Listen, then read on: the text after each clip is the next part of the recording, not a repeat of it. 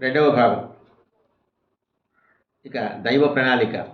శ్రీరాముణ్ణి వైకుంఠం తెప్పించాలని యమధర్మరాజు అయోధ్యకు వచ్చి శ్రీరామునితో ఏకాంత సంభాషణ చేయాలని కోరుతాడు. మందిరం బయట తలుపు బయట కాపలాగా లక్ష్మణుడిని ఉంచుతాడు. అది జరుగుతుంది.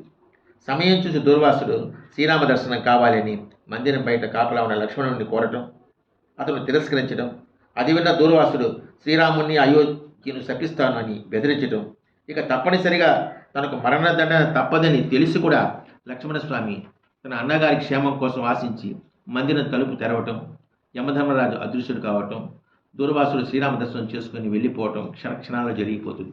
అంతే. శ్రీరాముడు ధర్మ పరిపాలకుడు కనుక ఏడుస్తూ లక్ష్మణుడితో, మరణదండంతో సమానం నేను ఆత్మత్యాగం చేస్తున్నాను నాయన, నా కోసం నీకు దండన వచ్చింది కనుక తమ్ముని నేను త్యాగం చేస్తున్నానని న్యాయమని తీర్పిచ్చి వ్యధ చెందుతాడు. ఇక లక్ష్మణుడు శ్రీరాముని వదిలి క్షణం జీవనం వద్దు అని ఆచమనం చేసి వెంటనే ప్రాయోపవేశం చేసి సరయూ నదిలో దిగి వైకుంఠం విష్ణువుకు ముందే అతని అంశ పావుభాగం చేరిపోతుంది. 10,000 సంవత్సరాలు సీతా వియోగం భరించిన శ్రీరాముడు 10 రోజులు కూడా తమ్ముడు లక్ష్మణుని వియోగం భరించలేక వైరాగ్యంతో వానప్రస్థం సరయూ ప్రవేశం నాంది పలుకుతాడు. భరతునికి పట్టాభిషేకం చేస్తానంటే అతను నిన్ను వదిలి క్షణం ఉండను, నీతోనే వచ్చేస్తాను అని తమ్ముడు శత్రుఘ్నుడు కూడా కబురు పంపిస్తాడు. శత్రుఘ్నుడు వెంటనే తన కుమారుడు సుబాహు, శత్రుఘాతికి ఆ మధురానగరం 2 భాగాలు చేసి మధురకు సుబాహుణ్ణి, 2వ భాగం విదిశానగరకి 2వ కుమారుణ్ణి పట్టాభిషేకం చేసి తను ఒక్కడే శత్రుఘ్నుడు రథంలో 3 రోజులు అయోధ్యకు వచ్చి శ్రీరాముడి సమక్షంలో నేను కూడా మీతో వచ్చేస్తానన్నయ్య అంటాడు. ఇక కుశునికి కోసల దేశం కుశావతి నగరం రాజధాని, లవునికి ఉత్తర కోసల దేశం శ్రావస్తి నగరం రాజధానిగా పట్టాభిషేకం జరిగిపోతుంది. అంటే ఈ విషయం తెలిసిన లంకలో విభీషణుడు వెంటనే అయోధ్యకు వచ్చేస్తాడు. కిష్కింధలో సుగ్రీవుడు తన అన్న కుమారుడు అంగదునికి పట్టాభిషేకం చేసి జాంబవంతుడు, మైందుడు, ద్వివిధుడు, ఇంకా వానరవీరుడు, హనుమదాది మంత్రులతో రామ కార్యం కోసం దేవతల, ఋషుల అంశలో జన్మించిన వానర ప్రముఖులు అందరూ శ్రీరాముడితో కలిసి ఈ భూమి వదిలి వెళ్ళిపోవాలని కోరికతో అయోధ్యకు సంతోషంతో వచ్చేస్తారు. అంతే.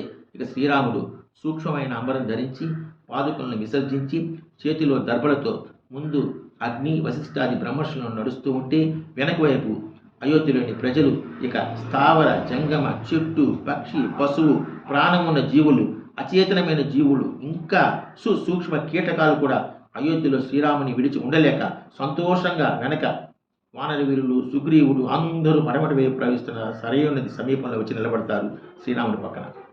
అప్పుడు అంతకుముందే శ్రీరాముడు ఇచ్చిన ఇక్ష్వాకు వంశం కులదైవం జగన్నాథముడితో విభీషణుడు, అలాగే కలియుగ ప్రారంభం వరకు నా కథ, చరిత్ర, కీర్తి ఉన్నంతకాలం ఉండవని శ్రీరామాజ్ఞతో జాంబవంతుడు, మైందుడు, వానరులు, రామాయణం ఎక్కడ ప్రతిధ్వనిస్తూ ఉంటుందో అక్కడ హనుమ నీవు సజీవంగా ఉంటావని శ్రీరామవరంతో ఆంజనేయుడు నిశ్చేష్టులే ఆ దృశ్యం చూస్తూ అలానే ఉండిపోతారు. అమరత్వంతో బ్రహ్మవరంతో విభీషణుడు, శ్రీరామవరం హనుమ, శ్రీరాముని ఆజ్ఞ జాంబవంత, మైంద ద్వివిధులు, ఈ 5 మంది తప్ప మిగిలిన అందరూ సుగ్రీవుడు, కిష్కింధ వానర ప్రముఖులు, అయోధ్య స్థావర జంగమ క్రిమి కీటకాలు అన్నీ శ్రీరాముని అనుసరించి సరయూ నదిలో సంతోషంగా ప్రయోగం చేస్తాయి. అయోధ్య నిర్మానుష్యం అయిపోతుంది. అప్పుడు శతకోటి విమానాలతో బ్రహ్మ ఆకాశంలో వచ్చి శ్రీరాముడు కోరిన విధంగా అందరికీ పుణ్యలోకాలు ప్రాప్తి చేస్తాడు. ఇక ఇరు ప్రక్కల శ్రీదేవి, భూదేవి సమేత శ్రీరాముడు విష్ణువుని స్వాగతం పలికి బ్రహ్మ వైకుంఠానికి తీసుకెళ్తాడు. అది అపురూపం, అనంతకోటి పూర్వ పుణ్య ఫల దృశ్యం. ఇక శ్రీకృష్ణుడు ఏకాంతంగా అందరినీ వదిలి వైకుంఠం వెళితే శ్రీరాముడు అయోధ్య నగరంలో స్నేహమైన సుగ్రీవునితో, 3 తమ్ములతో అందరికీ మోక్షం ప్రసాదించి అవతారం పరిసమాప్తి చేస్తాడు. ప్రతి భారతీయుడు 24,000 శ్లోకాల వాల్మీకి రామాయణం కొని చదివించుకొని వినిపించుకొని రోజుకు 1 శ్లోకం, 1 అక్షరమైన పారాయణం భక్తిపూర్వకంగా చేస్తే ముందు 5 తరాలకు కూడా పాపక్షయమై పుణ్యప్రదమని ఈ వాల్మీకి రామాయణానికి ఫలశ్రుతి ప్రసాదించారు. నిర్మానుష్యం అయిపోయినటువంటి అయోధ్య పట్టణం తిరిగి శ్రీరామ అవతారం తర్వాత చాలా కాలం తర్వాత ఋషభుడు అనే రాజు నిర్మించి రాజ్యం చేస్తాడు. ఇది వాల్మీకి ఉవాచ. మరి బ్రహ్మశ్రీలు, పండితులు, కవులు, శ్రోతలకు వివరించవలసిన విషయం. వేదవ్యాసుల వారు వయోశ్వతమనువు 28వ మహాయుగం మహాభారత రచనలో ఈ వాల్మీకి రామాయణం జరిగిన కాలం 24వ మహాయుగం అని రచించారు. మరి భాగవతం 28వ మహాయుగం జరిగింది. అప్పుడు జాంబవంతుడు అలాగే బలరాముడి చేతిలో చచ్చినంత వరకు బతికున్న మైందుడు ద్విధులు ఉంటారు. ఇది పెద్దలు తీర్పు చేయవలసిన విషయం. ఇక ఈనాటికి రామాయణంలో పారాయణం హనుమంతుడు ఎక్కడ రామాయణం జరుగుతుందో అక్కడ ప్రత్యక్షం అవుతుంటాడని ఆరుల మాట. ఏది ఏమైనా మనం భక్తితో ఈ వాల్మీకి రామాయణం చదివి విని పుణ్యం సంపాదించాలి. అలాగే ఈ 2024 అయోధ్య మందిరం జయప్రదం చేయాలి.